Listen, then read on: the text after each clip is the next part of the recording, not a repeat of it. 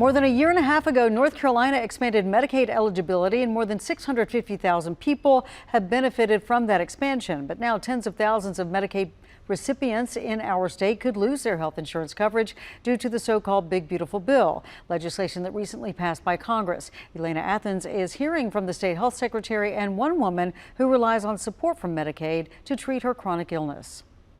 I spoke one-on-one today with the state's top health official about the impact. He says rural hospitals and those on Medicaid could be significantly impacted. I also had a chance to speak with a Raleigh resident who does receive the Medicaid benefits on what this has meant for her. Crystal Upchurch took us inside a spare bedroom. So this is the IV pole that I use to hang the bags of fluid, which has become her makeshift dialysis center. I must take my weight, my blood pressure, and my temp before I do any treatments. She self-administers 3 to 4 treatments daily. See, with this, there's a catheter. The 35-year-old was diagnosed with lupus 16 years ago and is on the verge of receiving a kidney transplant.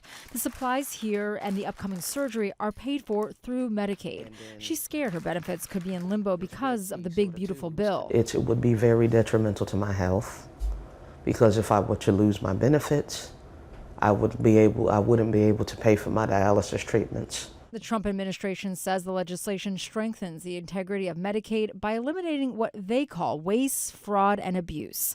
More than 3 million people in our state are enrolled in the program, according to the governor's office. DHHS's secretary says the bill means there will be less money for rural hospitals, and 250,000 North Carolinians on Medicaid could be at risk. By some estimates that over the next 10 years, this will take about 49.9, almost $50 billion out of North Carolina, in a variety of different ways.